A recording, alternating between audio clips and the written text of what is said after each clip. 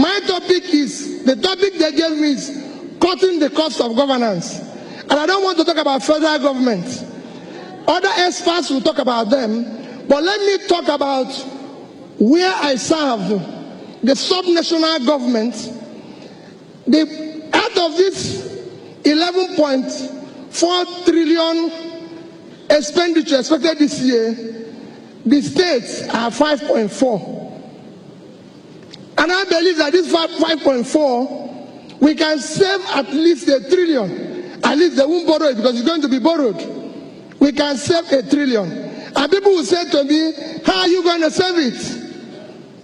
How? One, I always say it. Out of this so-called 5.4 trillion, 12 to 15% is used in running the office of the governor, including the so-called controversial security votes, aids, everything takes almost between 12 and you're looking at about 600 to 800 billion. Thereby, I want you to listen to me. Thereby, if you decide to reduce it to 3 to 5%, it will be between 200 and 300 billion. You save at least 450 to 600 billion. That's a saving of 450 billion.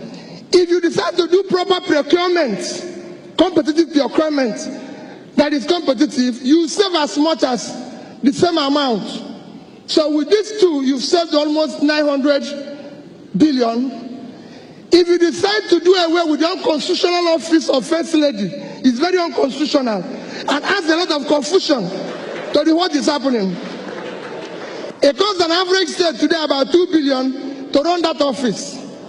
And all the office does is create confusion. So if you do away with it, as 2 billion average in a state, you have saved additional to 2 billion, which is 72 billion naira. Add it to our 900, we have 970. If you decide today, the average, most states have about an average of 6 bulletproof vehicles. Today is about 100 million naira for one. And if you times it, 100 million today, times 6, then times 36, it comes to about 21.6 billion. But if you reduce it to 2, it will be about 7.2 billion, and you save about 14 point something billion. If you decide, the average government house have about 25 jeeps. Today's price is about 35 to 40 million. So you're looking at an average of, if you use 35, is 875 million naira each, multiplied by 36. Again, if you reduce it from 25 to 8, you save about 15 billion. We don't need dispatch rider or whatever these people that create a lot of noise. You don't need that machine. You can go without them. Each of those machines, each of those machines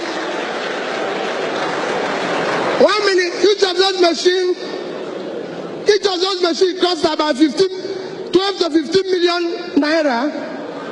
And I can tell you, most states have about 6, 7, 8 of them.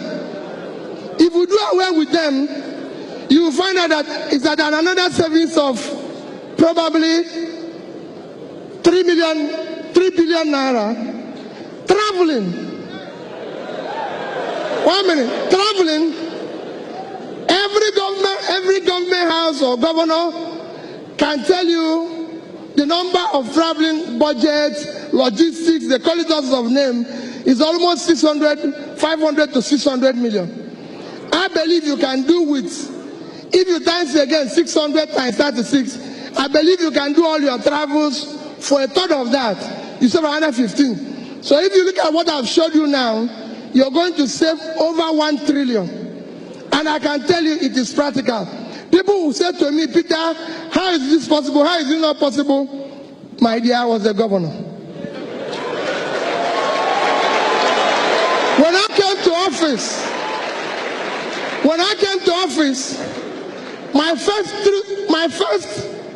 4 trips to Abuja, I traveled with over 30 people. Over 30. Everybody have a title to be in the plane. Everybody have a title to do this. So, wait a minute. I'm the only person invited to Abuja. I pay for 30 people who have no reason to be in Abuja. They constitute a problem to the traveling public. They follow me to Abuja. I'm the one who is going to go to meeting. Because they idle in a hotel, they eat more. So I have a lot of bills to pay. In the end, every trip was costing me over 10 million. One trip. And at times I do this 4 or 5 times in a month. So after about the 3rd or 4th trip, I sat down and said, I want you to write name of everybody from me and tell me why and what is the purpose of this person going to be in Abuja.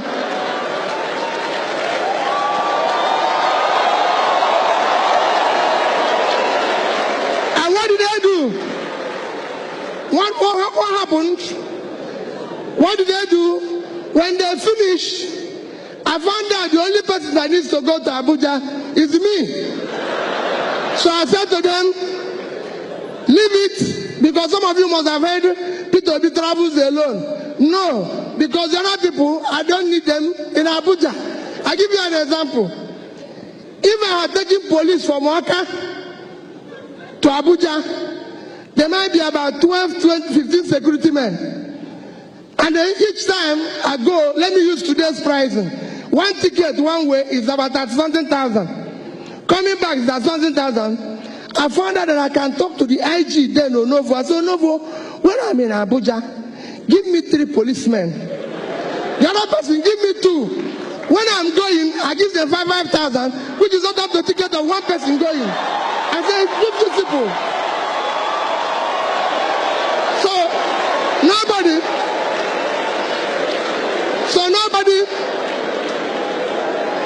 followed me to Abuja. 1 minute, because my time is going on. Nobody followed me to Abuja. So when I call, the people say, hey, P2B is traveling on his own, he's carrying his bag. I'm a young man, I can carry my bag. What is the proposition? And I told them, I said, listen, this is not a problem I started from here. I had this problem while I was in the bank. So I know, and I'll tell you that experience. So I said, that stopped. The House had to question me at the end of, there was a time they wanted to go to what they call the World Igbo Congress in America. And they showed me that somebody before me had gone with 40 million. And they said they reduced my own is 32 million. I said to the PAMSEC, can you write me what is the implication of this to Anambra State? Nothing. He just kept telling me they have reduced it. I said, no. Well, let one person go. Whatever the Igbos in America discuss, they can tell us by this thing. We now changed. We came to the government house. When I started being a governor, no permanent secretary in Anambra State had a car. The judges didn't have a car. And meanwhile, there's in the budget provided there's a 150 million naira for the government to buy 2 bulletproof cars for the governor. I said, okay, fine, it's good. I took it, called one Mr. Eric, who was then the GM of PAN, with Onyemuche Namani, and said, listen, I want you people to do me a favor.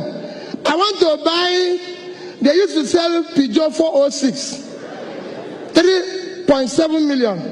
I said, I want to buy about 100. So you sell it to me, 3 million. The Frenchman agreed with me. So I took the 150, gave him as deposit. He gave me the first 50 vehicles. I had 18 judges, so 18. I had permanent secretaries, 19, so 19. The governor will keep 10. So all my first tenure, if you are around Doka, I used 406 Peugeot. And nobody kidnapped me, nobody shot me, and we saved that money. We had, some of you might have I was removed from office twice because he was talking about sharing money. And I can tell you why I was removed from office. It's all part of this. When I was starting, Anambra State government house was burnt. Because when I say where we are going to save money, I want to tell you how we saved it and how we were able to be the only government that left and didn't borrow money from anybody. It stayed saved.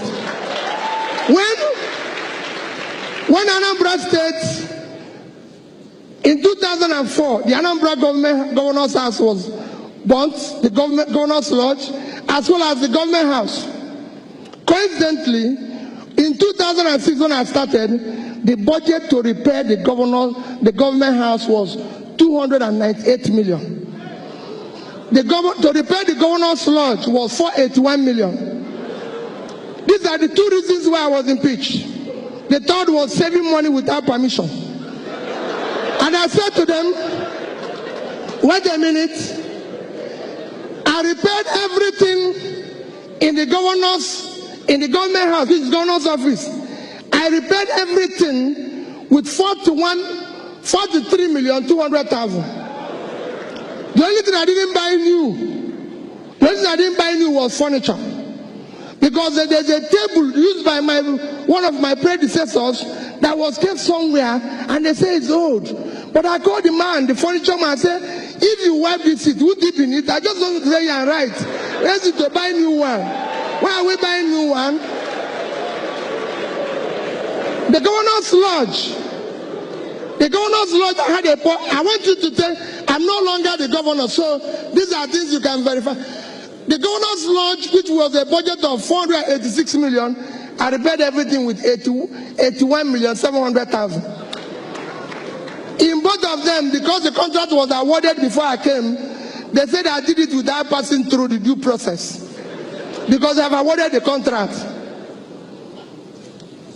And I said no.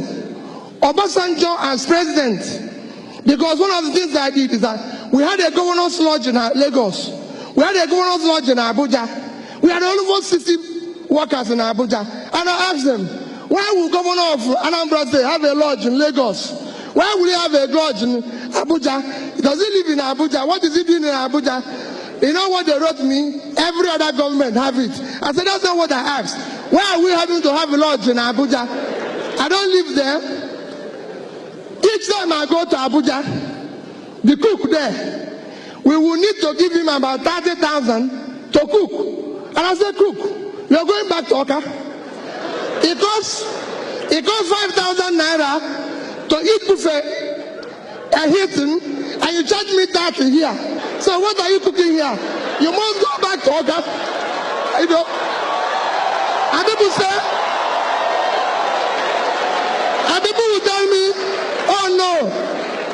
People will say, hey, wait a minute. I said, cook, you must go. I shut down, as I lived at our governor's lodge here for 25 years, shut down our governor's lodge in Abuja. Everybody said to me, Peter, you can't do without governor's lodge.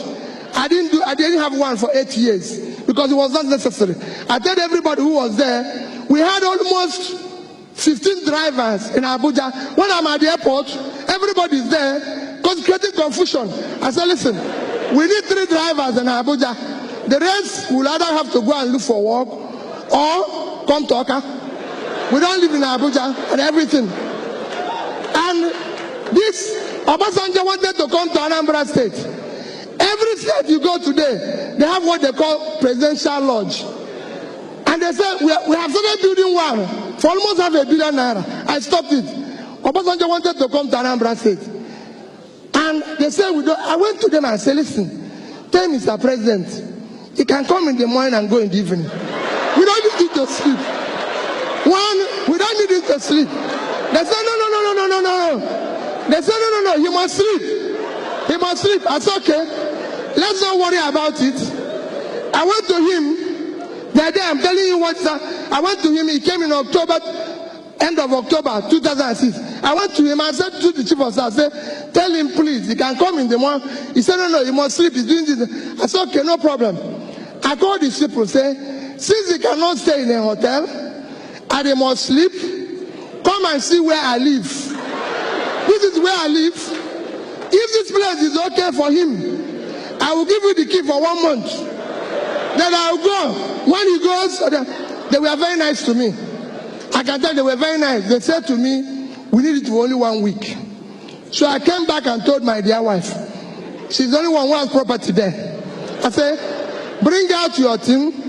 The president is going to sleep in this room. We are going to give them the key. I went across to a hotel called Pactonia. The man charges 30,000 per suite. For that 1 week, you know how much he charged me? 100,000. That is what I would have spent 500,000. So Obasanjo came on Thursday, stayed Thursday, Friday, Saturday, he left. They gave me back my key. And I saved 500 million, which I would have used to do the lodge. I would have been maintaining it by now. So Anambra State does not have a presidential lodge because the president doesn't live in Anambra State. He lives in Abuja.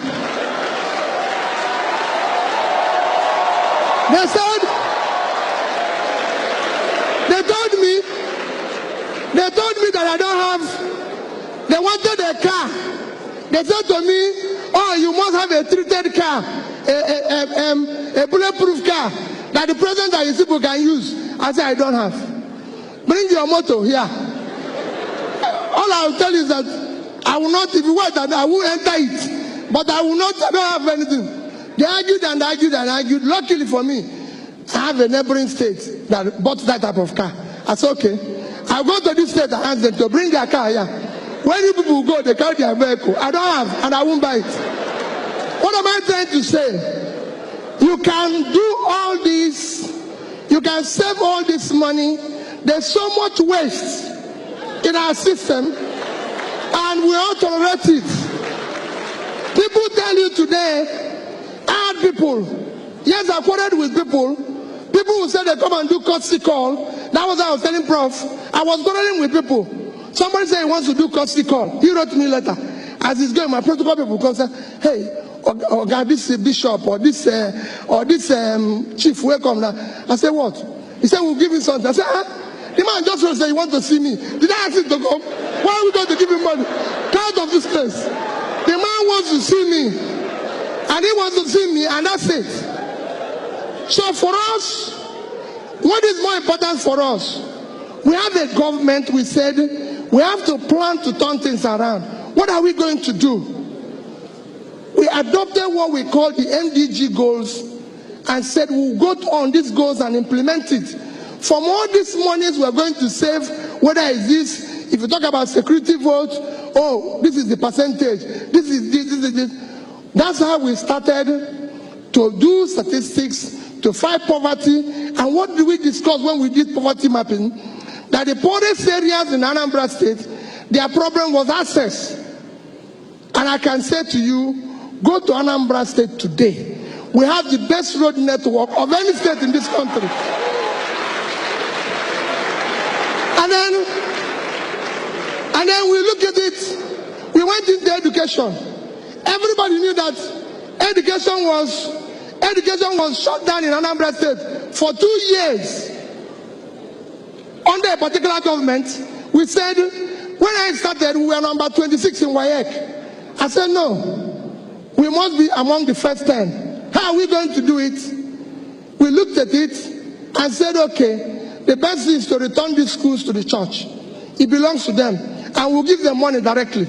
And everything, of course, oh, that was very difficult. Everybody wanted to collapse the whole place. I said, well, you know, my wife will always come back and say to me, Peter, hey, these things you're doing, do you know people are not happy? These people are not, why are you always making trouble? These people are not happy with you. This, that, and everything. And I'll always say that. I say, listen, my dear wife, I have one of the most wonderful wives anybody will wish.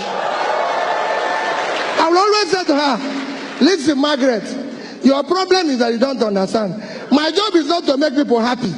There's people in the entertainment industry to make people happy. My job is to take the right decision. It's not my job. My job is not to make people happy. My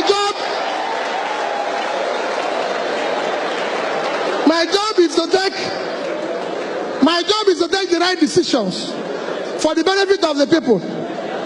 I'm telling you why I was impeached. The third reason why I was impeached is that I was saving money.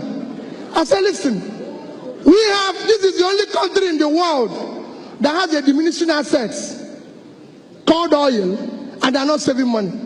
Every other country has it as a law that a portion of this money must be saved. So I said in Anambra State, we must save. It is a critical thing, we must save. And I'll talk about it so when we went to education, I said, I don't want the money again to be given to the Ministry of Education.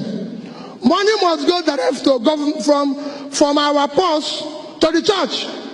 They went and reported to the federal government because their money was involved. Of course, federal government set up a panel which came headed by Governor of Rivers State today. I said, come. I said, money should not be given to ministry because I saw that there's so many toll gates that will stop the money from being spent. Give it to the church. When they came and showed them, this is the church school, this is church school, this is our own. Our own was not working. But what happened? In less than 3 years, 2011, 12, 13, Anambra was #1 in WAEC and NECO. All this was possible because of the change we brought. We started saving money.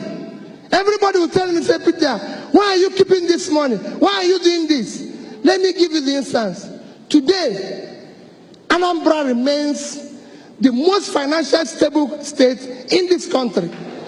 If you don't know, the day I left government, 17th of March, 2014, I had in Access Bank, a bank in Nigeria, $50 million, I repeat, $50 million and about 7 billion naira. It's a bank in Nigeria. I'm sure Access Bank people are here. You can go and verify. I have a Fidelity Bank, a bank in Nigeria, $55 million, $55 million and over 10 billion naira. I had in Diamond Bank, a bank in Nigeria, $50 million. What I had the day I left was $155.4 million. By yesterday, in terms of the yield, because we called it future generation money, and was supposed to terminate at 2050. By yesterday, it was worth $185 million. If you multiply today, that is about 500. Because when you hear that P2B left 75 billion, if anybody doubts it, call me.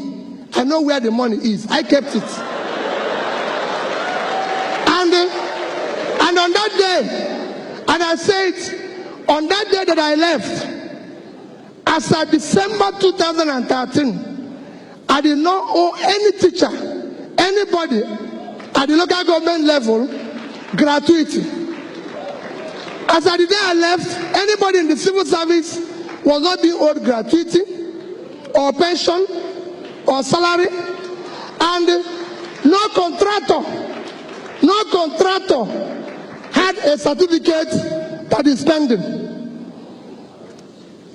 I was one that bought the highest number of vehicles as a governor from PAN. It's there. They gave me a certificate. From Kaduna, I started Innocence Factory. When Innocence came to Anambra State, I laid the foundation. I laid the foundation of Innocence Factory, and when it was completed, I brought President Jonathan to commission it, and then and there ordered from him 1,000 vehicles. That 1,000 vehicles, how did I do it? About 600 and something was vehicles for schools. Every single secondary school in Anambra had a bus. Then all the security, all the communities, I bought one pickup for them.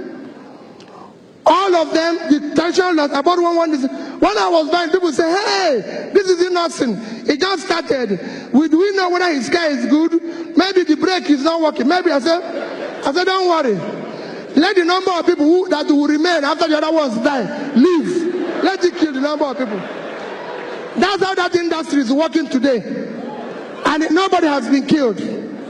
Not one person. And that factory is functional. We went on, and if you see the cost implication, if we had bought foreign vehicles versus nothing, just like if you see the foreign implication, when people come to me and say, we are going to furnish, like when I was rebuilding the house, we are going to them, we say, hey, this furniture shop in Awolowo Road, this one, I say, listen, if we cannot find anybody to do governor's bed in Aka, then the governor will sleep on the floor. Forget it. There must be a furniture man here that will give me furniture in Aka that will sleep. That's how we brought one Mr. Daja. I used to know him as a small boy. His company has collapsed. I called him and said, listen, you still know how to do furniture? I said, yes. I said, go and do all the bed that is here. Whoever can sleep in it can go and sleep somewhere else, not there. Why am I saying all this? All these things people tell you, this country today can still function on our income and be able to save money. And that brings me to where all of you are guilty. Because yes, I would have agreed with the lady that talked about this, about you. Yes, there's the one way you, but you cannot do anything if you have the type of leadership this country has experienced in several years. We are lost a case of where lunatics took over the asylum. And we must do something about it. You know, we must do something about it. Our leaders have to do what? We need to question their commitment, and that is where you come in. This is the only country we vote people in. They don't have a car. They don't do anything. 6 months, they invite us for housewarming, to wash their car. Instead of calling police, because we know where the money came from, we are busy dancing. Everybody is guilty of it. I have been in a church where I know somebody stole money. And the bishop is saying that wherever he got it from, may he multiply. The man is a thief. The man is a thief. He's a thief, so we should arrest him. He cannot multiply because he's stealing our money. People cannot continue.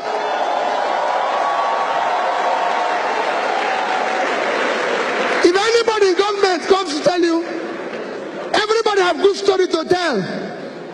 If anybody see you, you write a paper, I've done this road, go to the road. I built a university from the scratch. It's in Ibadan. I built a teaching hospital from the scratch. It's in Aka, the fastest one. So let people say where they did it. Don't tell us in pages of newspaper. Don't give us our words. We want to know. If you say we want to export rice, let's eat the rice first. Let's have it. So all this is for you to take back the government. That is where I join Olisa in asking you. You can be the change. Stop celebrating criminality. Let us say we cannot allow these people. It is your future that they are toying with, including me. We've wasted your time. People are talking about Bill Gates, Steve Jobs. 1 minute. Let me tell you. 1 minute. Let me tell you. If any of them is here, let me tell you, if they were here, they will succeed. Quote me anywhere. 1 minute. I went to school. I've been to the best of schools. I've been to the best of schools. I've been to Oxford. I've been to Cambridge. I've been to all of them. And I tell you what, how many have you ever seen anybody in this country who walked into the bank and was given money based on intellectual capital? They will tell you to bring your grandmother's house, your father's old house, by the time you finish it, that's it. Bill Gates was given $1 million. Go and read the history of Microsoft by a bank for a young boy who was in a garage. Steve Jobs and his friend Wozniak was given $2 million. Who would have given them that type of money here? Nobody. Let me tell you, Steve Jobs went and brought John Scully. John Scully was the CEO of Pepsi. Steve Jobs sent him a text and continued to send him a text.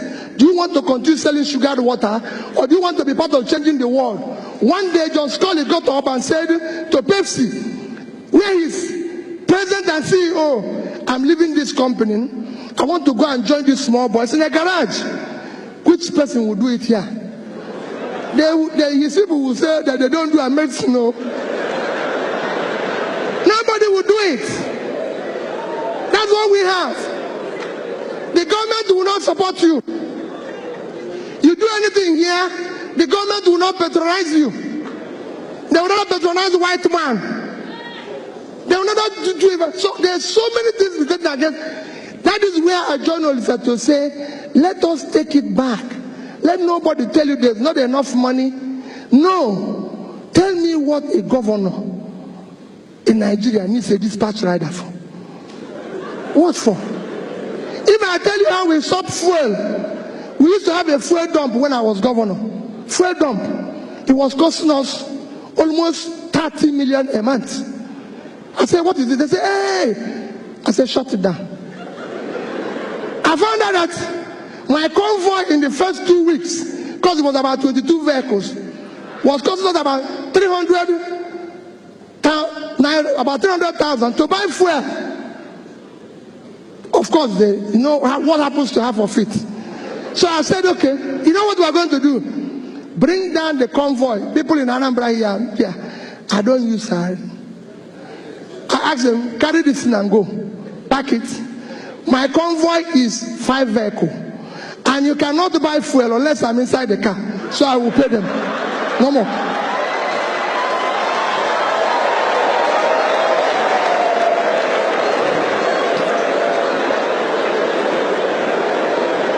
People will say, hey, wait a minute. I'm telling the youths that are here, it is your future that they are toying with. I have children, I have kids. I have 2 lovely children that are graduates. Somebody told me yesterday, just yesterday, he said to me, my friend Chida, we were going somewhere, and I was telling him about the text my daughter sent to me. I wish I read that type of text to you and you will understand. And somebody said to me, oh, I saw your son going to, that one was in Vietnam. He was going to run somewhere. He said he's going for interview for job. Peter, can't you give him a job? Peter, can't you do this? The boy doesn't even have, I said, none of my children have car. I was the only person who is governor and bank chairman, not to them. Nobody elected them one. They have to look for a job. They have to do what they need to do.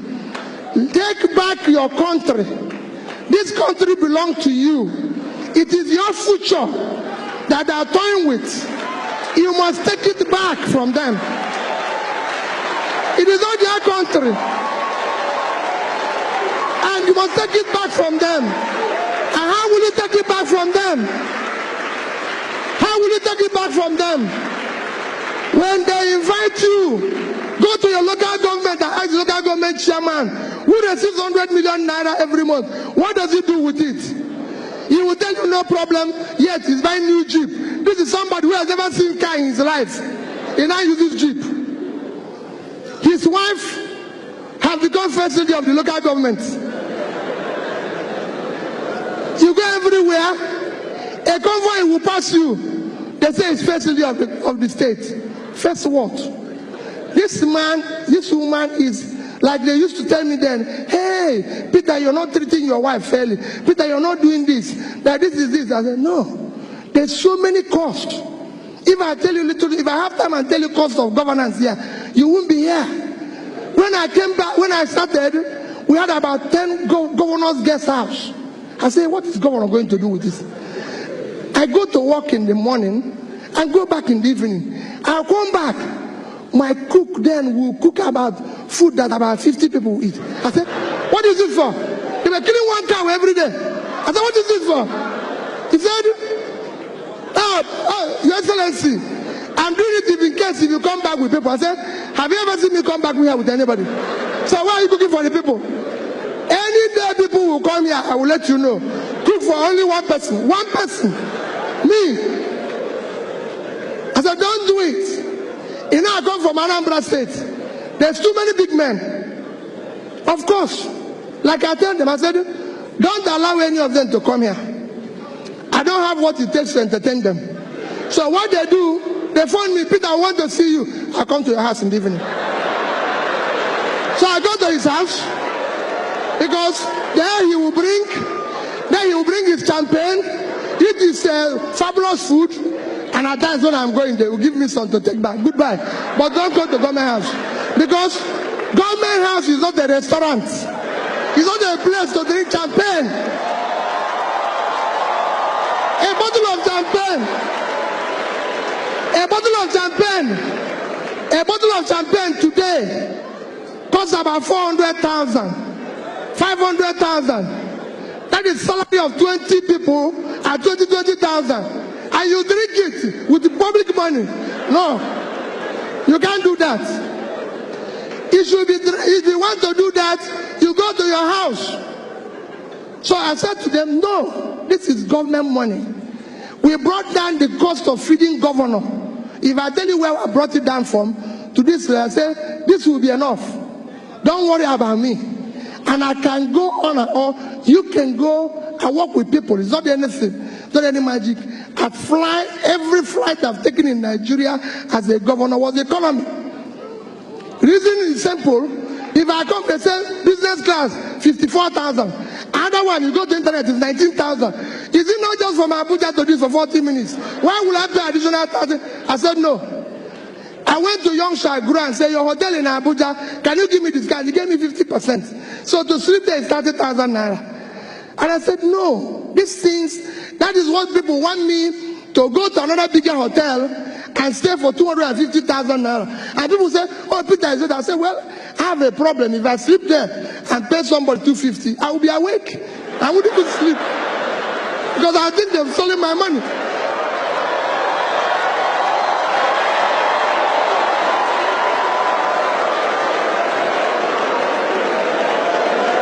Because I would think they have stolen my money. So it is important that you understand our government, we need to shut down cost of governance. No state government needs a house in Abuja. The governor doesn't live in Abuja. They don't need all this. Nobody wants to kill you. I was governor for 8 years without bulletproof car. I must tell you that I bought one, but I didn't use it, and nobody killed me. I was using Prado. They will say, hey, it's not balance, it's not this. Another thing they keep telling me, that government vehicles, because of the high traffic, is every 6 months. I said, wait, if you remove this car from here, because you know what they do? They take it into auction and say, I said, no, this car is here for the term. We will use it. It's functional. What do people think you're doing to yourself? We must shut down. And people say, where did you get money? To say, where did you get money? We got those monies. We were owing gratuities and pension of people for 35 billion. We were able to pay it. Because we have to shut down everything. I said, this cannot happen. Nobody will ever tell you that he came to a party while I was governor for 8 years. It's not a party, it's not a nightclub. No, it's governor's lodge. When I finish, I go home. If anybody wants to dance, he goes to nightclub. That is his business. And so all I'm trying to say is that we can change. No visitor we put in a hotel. if you have any value to offer. And go and check. We are number 1 in implementation of MDG. We got an award for it. I spoke at the UN. Go to European Union. We are number 1 in European Union while I was there. Why am I saying this? We were able to meet up every obligation. So my dear people, yes, it's good to stay here and feel bad and do everything, but let me beg you, you have no other country except this one. And only you can build this. If anybody is telling you, those people out there, they don't know you. They don't care about you. If they care, they will do things differently. You will see it in their behavior. You will see it in the way they do things, the way they feel, the way they move, and everything. In that, because they are doing that, what I beg you is that you must, like Olisa pleaded, get up and decide to join politics. Get up and decide to be part of it. The man who is leading the revolution in Hong Kong is 17 years old. He's 17 years old. My dear people, the society we help them to abuse today will take its revenge on all of us tomorrow. Thank you and God bless you.